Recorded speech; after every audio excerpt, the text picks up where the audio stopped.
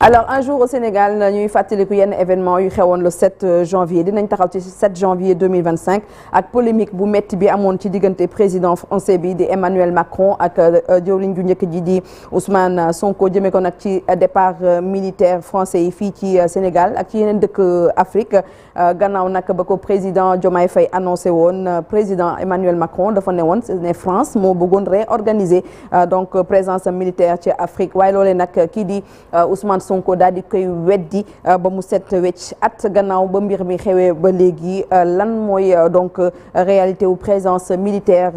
bu France fii ci suñu réew léegi lay doon ci un jour au Sénégal un jour dans le monde ak Yaay Coumba Ndiaye.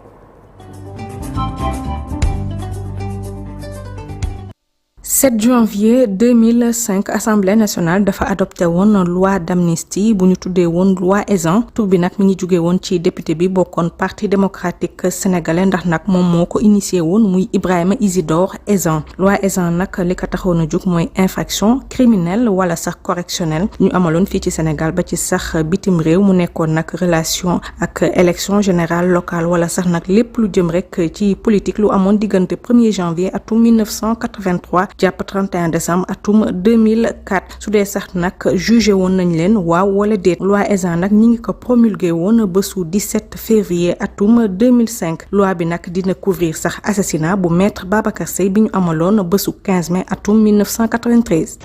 7 janvier 2015 attentat moo amoon ca Paris réewu France ñu jëmale ko woon ca journal satirique bi di Charlie Hebdo ndax nag dafa fësaloon ay dessin yu xaw a ñàkki teggin ci suñu prophète bi muy Seydina Mouhamad bés boobu nag ay boori 11h du matin ñaari magarak yi di Chérif ak Saïd Kouachi ñoom nag si la ñu dugg ca bërëb ba nga xamante ni si fa la journal ba nekk ña nga gànnaayu woon nag ba fees dell si saa si nag ñu tàmbalee tiire sa ñanu fa fekk muy dessinateurs yi ba ci sax journalistes yi nga xamante ni dañu doon def réunion de rédaction naka noonu bilan ba nag fukki nit ak ñaar dinañ ko ci faatu juróom-ñett yi nag bokk ci rédaction bu Charlie Hebdo fukk ak benn nag dinañu ci jëlee ay gaañu frère Kouachi yi ñoom ña nga bokkoon Al-Qaïda ñoom nag dinañ xam ne ni ñoom ñoo def attentat boobu Chérif ak Saïd Kouachi ba ñaari fan jàllee ñi bokk ca GIGN dinañu leen rey attentat bu Charlie Hebdo nag moom mooy attentat bi gën a meurtrier maanaam moo ëpp li mu rey si nit ci ñetti attentat yi amoon janvier atum 2015 ci réewu France. 7 janvier 2020 Sadio Mané nag moo nekk sacré ballon d'or africain atuma 2019 ma nga xewee woon ca cérémonie CAF Award ba ñu amalee woon ca Hurghada réewu Égypte footballeur international sénégalais bi nag jamono jooju ma nga nekkoon ci club anglais bi di Liverpool FC Sadio Mané nag moo nekkoon footballeur africain bi gënoon xarañ ci année 2019 bi moo jiitu woon naataangoowam égyptien bi di Mohamed Salah ak algérien bi di Riyad Mahrez te jamono jooju nag mu nekkoon Manchester City. 7 janvier 2001 bés boobu nag moo nekkoon référendum constitutionnel fii ci Sénégal scrutin bi nag kii di président Abdoulaye Wade mi ñu doon soogaa di fal moo ko organisé woon ngir nag askan bi gunge ko ci constitution bu bees bi mu fi bëggoon indi projet constitution bu bees boobu nag li ko taxoon a jóg mooy bu njëkk wàññi mandat wu njiitu réew mi jëlee ko juróom-ñaari at yóbbu ko juróomi at ba pare nag yokk li nga xamante ni si mooy pouvoir maanaam gën koo may doole ba mu mën a sax nag tas lii di assemblée nationale nombre députés yi ñu jëlee ko 140 yóbbu ko 120 Sénat ak conseil économique social ñu tas ko daanaka nag wii mooy gagné ak 94,02% des suffrages exprimés. ñu taxaw 7 janvier 2025 def na at nag coow amoon diggante njiitu réew France Emmanuel Macron ak premier ministre bu Sénégal Ousmane Sonko ci génn bi militaire français yi génn Sénégal ak yenn ci réew yi fii ci Afrique ginnaaw nag ba ay fan jàllee ba président Bassirou Diomaye Faye joxe délai réewu France ngir nag mu libérer base militaire yi nekk fii ci réew mi Macron daal dafa gëmloo nit yi que France nag dafa jël dogal defaraat nekkinam ci continent bi waaye nag Ousmane Sonko dina ko weddi ndax moom dafa xamle ni que Macron li mu wax dara du ci dëgg que réewu Sénégal ci boppam moo jël dogal bi ngir nag jële fi armée française te it amul benn négociation wala waxtaan ci diggante ñaari réew yi jëmale ko ci loolu dafa mel ni Tchad tamit dafa ñaawlu woon kàddu yi nga xamante ni ci moom la Emmanuel Macron yëkkati woon at jàll na lan moo nekkoon teewaayu militaire yooyu fii ci réew mi rawatina ak Afrique ndax armée française ñoom ñëpp dem nañu ba kenn desul intervention bi ñu defoon fan yi ci coup d'état ba waroon a am fële ca Bénin ndax duñu fàttali rek ni ñoom mënuñoo génn Afrique. kon Emmanuel Macron jógewuñu ci loolu ba bi président Macron di nommé Jean-Marie Bockel comme chargé de mission personnelle mu jox ko mission pour que mu def un tour des pays yi nga xamante ni am na ay bases militaires françaises parce que il faut que gars yi def une distinction entre la présence militaire et les bases militaires. La France, l'armée française peut être présente dans un pays sans pour autant mu am fa des bases. Donc il faudrait également ñu def la part des choses. Donc bi mu nommé Jean-Marie Bockel comme chargé de mission personnelle, Jean-Marie Bockel dem na Gabon rencontré Oligui Nguema, rencontré na également le président ivoirien Alassane Ouattara, rencontré na également le président tchadien. waroon na ñëw Sénégal rencontrer le président Bassirou Diomaye Faye mais élection présidentielle yi moo taxoon ñëwul ndax ci période de c'était tournée bi Jean-Marie Bockel mi ngi ko def entre février mars la élection am Sénégal donc mënu woon ñëw Sénégal ba bi décision bi président Bassirou Diomaye Faye jël daal di tëj les bases militaires françaises loolu moo tax moom mujjul ñëw Sénégal et bi muy def tournée boobu c'était pour proposer un nouveau partenariat en matière de défense pour que les bases militaires françaises soient transformées en académie militaire mixte pour nga xamante ni day am la présence des militaires français et la présence des militaires du pays d'accueil. Donc pour dire que les bases militaires français yàgg nañ ko bëgg a tëj. Au Sénégal effectivement que c'est vrai que les bases militaires français yi nekk Sénégal tëj nañ ko. Mais je pense que c'était pas nécessaire parce que tey jii bu ñu xooloon man dama doon jàpp ni militaires yi nekk Sénégal français yi nekkoon Sénégal c'était comme des touristes quoi dañ fi ñëw ak seen njaboot indi fi seen xaalis di fi fay courant di fi fay ndox di fi fay scolarité seen doom yi di fi dépenser seen xaalis ba pare di fi embaucher ay sénégalais yi nga xamante ni dañ leen di liggéey donc. Je pense que ñun ñoo amoon intérêt pour que ñoom ñu des ba pare partenariat bi dafa doon des parce que ñu bëri dañ ko doon liggéey ak ñoom ci wàllu formation ci wàllu logistique sax dimbali ba nga xam ne dañ ko doon dimbali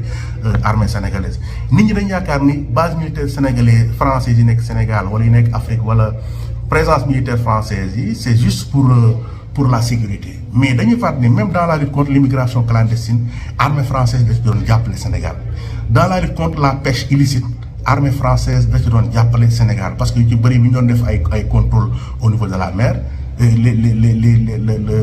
la direction de contrôle de la mer du contrôle maritime dañ doon ànd ak les militaires français ñu jël les avions français def le tour pour def des contrôles donc je pense que et le président l'a dit récemment bi ñu def la dernière journée des forces armées le 10 novembre 2025 bii nii le président a parlé de renégociation des accords militaires et je pense que loolu il faut aller vers ça et il faut même l'encourager parce que Sénégal dafa soxla armée française Sénégal dafa soxla yeneen armée pour se perfectionner mais également pour am ay moyens pour faire face aux menaces multiformes yi nga xamante ni mi ngi gëtee la sécurité au Sénégal et dans la sous-région je pense que donc c'est quelque lu nga xam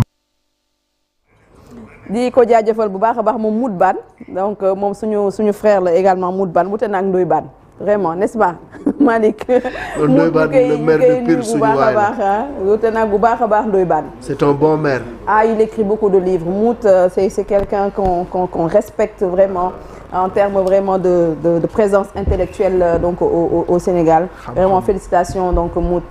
mu nekk nag lu am solo mu wax par rapport ak présence armée française bi donc fii ci Sénégal Malick. waaw même en Afrique sax au-delà du Sénégal parce que ku nekk xam na ni ci at yi nga xam ni moom la ñu génn la politique du gouvernement français c'était d'abord ñoom ñu jéem a fexe naka la ñuy réduire les effectifs au niveau de l'Afrique donc ñoom ñi ngi woon ci dynamique boobu le président François Hollande commencé woon na ko le président Macron également duggoon na ci avec la publication de son livre blanc donc yooyu yëpp daf doon wane ni ñoom ñi ngi nekkoon ci dynamique gu wàññi effectifs yi nga xam ne moo fi nekkoon déjà il y avait près de 20 000 soldats en 1970. Ensuite, il y a une réduction assez drastique du nombre qui est passé de 20 000 à pratiquement ay 2 000 et quelques. Donc loolu day wane ni ñoom ñi ngi woon ci dynamique boobu mais ci jamono yi ñu génn gis ngeen ni le nouveau régime ñoom dafa am lu nga xam ne moom la ñu gëm moo di mooy li nga xam ne mooy moom sa bopp dëgg balaa nga koy def. moo di ni yeneen soldats du ñu nekk ci sa territoire maanaam fees fa dell ci lu mel noonu ci le président Diomaye jël décision nga xam ni ci la ñu jëlee fii base militaire yi fi nekkoon ñoom ñëpp delloo nañu li nga xam ni moom mooy base militaire yi ba actuellement sénégalais yi ñoom ñoo ko occupé seen bopp loolu di wane rek benn moom sa bopp gu nga xam ni Sénégal bëgg na ko def mais au-delà de ça nañu bàyyi waat xel ci ni ñoom ñi nga xam ne mooy armée française bu ñu fi musaan nekk yi tamit am noonu loolu nañu njëriñ bu baax réew mi ndax bari na ay intervention yu nga xam ne dañ ci doon jàppale Sénégal waaye tamit ci wàllu koom-koom ñoom dafa am lu bëri lu nga xam ne seen lépp fii lañ ko doon jëndee seen lépp fii lañ ko doon defee donc am na économiquement lu nga xam ne doon nañ ko peser mais ci wàllu liggéey tamit du ni que rek ay tubaab ñoom ñoo fa nekk di liggéey ndax xam ngeen bi ñu defee base yi jóge fii bëri na ay sénégalais yu fa nekkoon di fa daan seen doole voilà personnel civil bi qui ont été formés à d'autres métiers d'ailleurs voilà day formés à d'autres métiers waaw ñu ci bëri léegi ñi ngi nekk au chômage donc bëri na ay personnel civil yu nga xam ne sénégalais la ñu daan fa liggéey di daan seen doole ñooñu aussi avec la démobilisation il faut ñu xool seen ëllëg jàppale leen i tamit mais vraiment lii dafa nekk ci dynamique bu nga xam ne Sénégal bëgg na ko waaye tamit fekk na France nekk ca. merci beaucoup Malick Thiandoum yaa ngi doon wax léegi ci wàllum koom-koom donc loolu nekk na lu am solo. dinañu permettre également ñu nuyu ki nga xamante ni moom la ñuy àndal tey ci jàngat bi di Seydina Alioune Ndiaye nekk économiste Seydina. yaa ngi ci jàmm. maa ngi ci jàmm asalaamaaleykum. soxna Dieynaba. Seydina maa ngi lay nuyu di la sant bu baax ci invitation di nuyu aussi sama xarit. sama mag judo séeréer aussi Chérif Dia. di nuyu doyen Malick Thiandoum. avec que l'on suit tous les matins avec beaucoup de plaisir. merci beaucoup et ci perspicacité analyse yi di nuyu aussi sama petite sœur Adjaratou Rokhaya que j'ai connue il y a presque bientôt une dizaine d'années. finalement nag tu as maillé tout le groupe quand même. Oui, mais j'ai que des amis ici, Souleymane Niang, Bianou, c'est un ami. Vraiment, Rokhaya, on s'est connus depuis presque 10 ans quand il commençait comme journaliste. Voilà, di nuyu aussi Cheikh Diop, qui est un ami d'un de mes petits frères Ababacar Seck. Voilà. Donc maa ngi kontaan bu baax vraiment ci invitation. lii mooy Sénégal lii mooy Sénégal. voilà ñun ñëpp mbokk lañu. exactement c'est ça boo tax lu rafet rek moo xaj suñu diggante. c'est ça ndax tey koo filaal boo demee ba ci biir. buñ la waxee li ngeen bokk da ngay mujj yow am kersa. absolument donc ñu ngi nuyu ñëpp vraiment di nuyu téléspectatrices yi. ak téléspectateur di am yaakaar ne jàngat bi ak waxtaan bi dina am njëriñ incha allah. incha allah dina am njëriñ bien entendu parce que sa xel mu vraiment dafa màcc ci wàllum koom-koom démb rek maa ngi koy wax nee naa leen lu jëm ci pénal yi parce que man loolu moo ma intéressé lu jëm ci wàllum tabax ak wàllum terrain ak yooyu noonu donc bokk na ci ñiy tëgg plan bi nga xamante ni moom mooy ñeel mbirum accès au logement donc fii ci suñu réew on a déjà eu l'occasion d'en parler dans l'émission Sama Kër on aura l'occasion d'en reparler incha allah alors aujourd'hui dinañ wax lu jëm ci wàllum taxe contre baisse des prix le pouvoir d'achat des Sénégalais en sort-il gagnant ou perdant on va en parler donc tout à l'heure avec Seydina Alioune Ndiaye nekk économiste mais en attendant ñu daal di rek ñëw ci xibaar yi ca na mu gën a yaatoo